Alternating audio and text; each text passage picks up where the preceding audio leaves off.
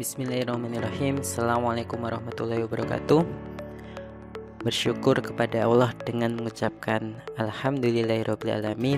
Kemudian bersolawat kepada Rasulullah dengan mengucapkan Allahumma sholli ala Muhammad wa ala ali Muhammad.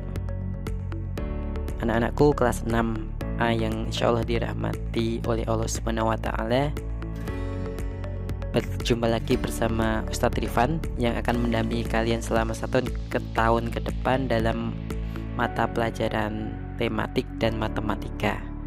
Nah, pada kesempatan kali ini kita akan belajar tematik 1 tentang selamatkan makhluk hidup. Lebih khusus kita belajar muatan pelajaran IPA KT 3.1. Kalian bisa persiapkan dulu alat tulis untuk mencatat hal yang penting. Kemudian kalian juga simak sembari melihat buku pupena halaman 4-5.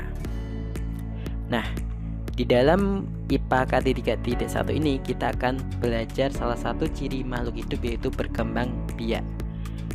Di kelas sebelumnya, kelas 5, kelas 4, kita sudah belajar ciri-ciri makhluk hidup yang lain seperti bernafas, kemudian beradaptasi, kemudian makan, minum.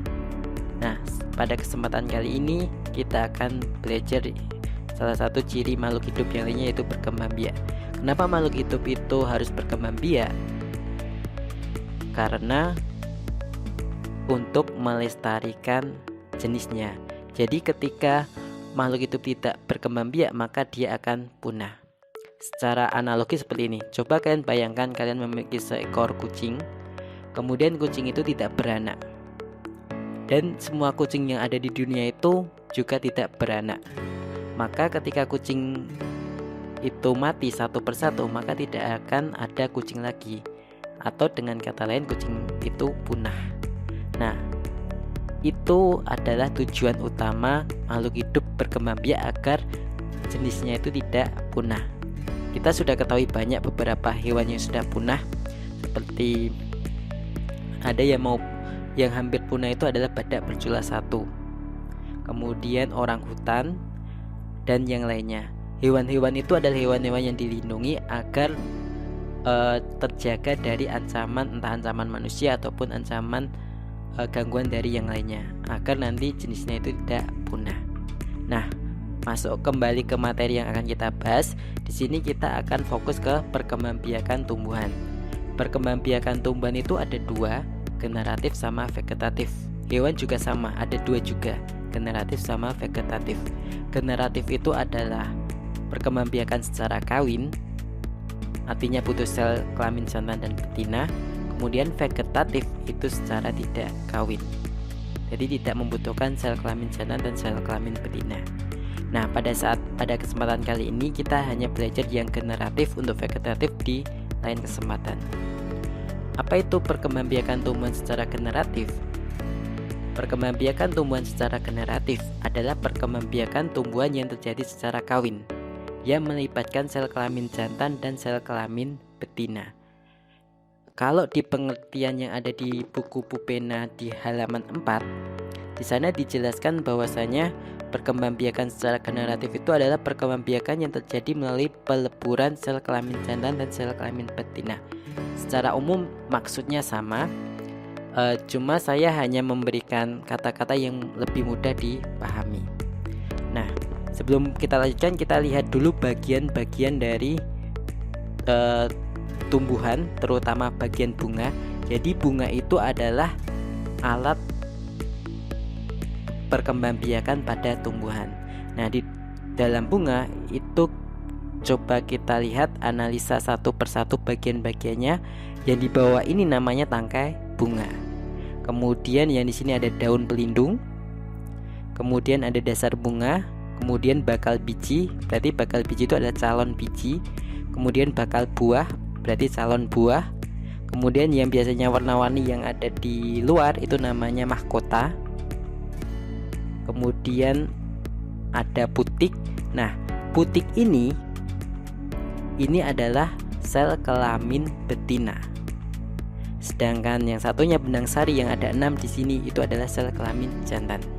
Jadi sekali lagi, pada bunga atau pada tumbuhan yang berperan sebagai sel kelamin betina itu adalah putik, dan yang berperan sebagai sel kelamin jantan itu adalah benang sari. Kalau kita lihat di gambar ini, berarti sel kelamin betinanya hanya ada 1, sedangkan sel kelamin jantannya ada 6 ya. Nah, ketika sel kelamin jantan ini menempel pada sel kelamin betina, maka akan terjadi yang dinamakan penyerbukan. Bagaimana cara menempelnya? Cara menempelnya biasanya dibantu oleh angin, air, bisa juga ketika hujan terkena air kemudian menempel, bisa juga serangga. Kan kita tahu kalau banyak sekali serangga yang hinggap di bunga seperti kupu-kupu, lebah, dan yang lainnya. Kemudian bisa juga burung. Ada beberapa jenis burung itu juga menghisap nektar dari bunga. Bisa juga manusia, petani buah, agar mempercepat tumbuhnya buah nanti dibantu dengan manusia seperti itu. Kemudian kita lihat proses penyerbukan sampai terjadi tumbuhan baru. Jadi saat kepala benang sari kemudian menempel kepada putik, maka akan terjadi penyerbukan. Nah, penyerbukan ini menghasilkan hasil pembuahan berupa seperti ini. Kemudian akan muncul tumbuhan baru ya, tumbuhan baru, calon tumbuhan baru, kemudian berupa bakal biji.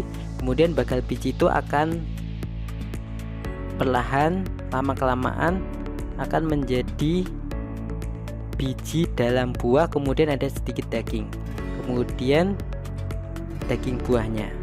Jadi ini sudah sampai kepada bentuk buah. Misalnya ini apel gitu ya, misalnya apel, berarti ini udah bentuk buah apel. Nah, di dalam buah apel itu kan ada bijinya. Nah, bijinya ini kita tanam dalam tanah, nanti akan muncul kecambah. Nah, kecambahnya ini lama-kelamaan akan jadi tumbuhan baru.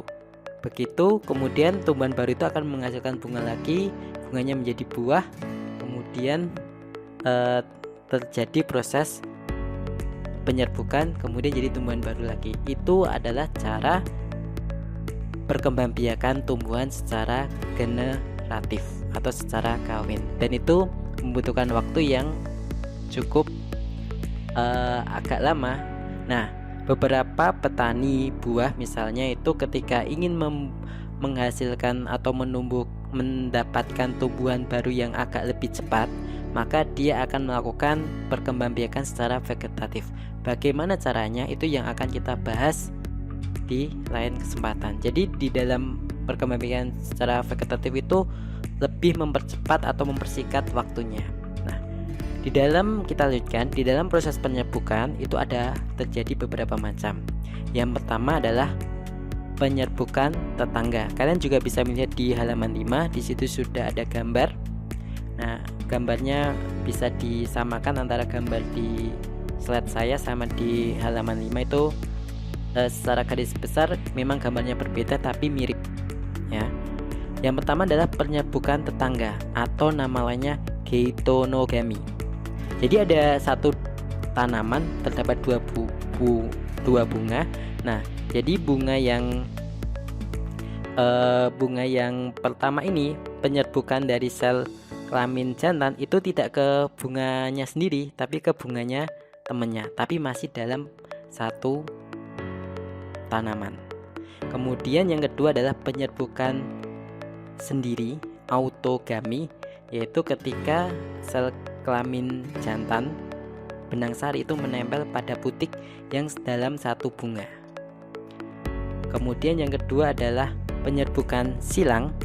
Penyerbukan silang itu terjadi jika sel kelamin jantan benang sari itu jatuh atau menempel atau terbawa angin pada bunga yang lain tapi beda tanaman. Kalau tadi ini yang pertama tadi yang tetangga itu masih dalam satu tanaman, tetapi ini berbeda tanaman tapi jenisnya sama. Kalau seandainya ini mawar, ini juga mawar. Yang terakhir adalah penyerbukan Bastard hybridogamy. Ini penyerbukan yang terjadi ketika benang sari ini menempel pada putik bunga yang lain tetapi jenisnya berbeda. Saya ulangi, yang pertama adalah penyerbukan tetangga, itu berarti penyerbukan antara bunga yang berbeda tetapi dalam satu tanaman. Kalau sendiri itu adalah penyerbukan dalam bunga yang sama. Yang penyerbukan silang itu adalah penyerbukan pada tanaman yang berbeda tetapi jenisnya sama, sesama mawar misalnya. Kalau di sini itu penyerbukan Bastard itu adalah penyerbukan antara benang sari ke bunga yang lain tetapi jenisnya berbeda. Misalnya ini mawar sama melati. Jadi benang sarinya mawar jatuh ke putiknya melati. Itu namanya penyerbukan Bastard. Mungkin itu dulu anak-anak yang kita pelajari pada kesempatan kali ini. Sementara kita masih daring dulu sampai PPKM darurat ini dicabut. Dan jangan lupa kita tetap berdoa. Pertama, berdoa mendoakan saudara-saudara kita yang mungkin saat ini sedang diuji Allah dengan penyakit. Semoga Allah segera mengangkat penyakitnya dan bisa beraktivitas seperti biasa.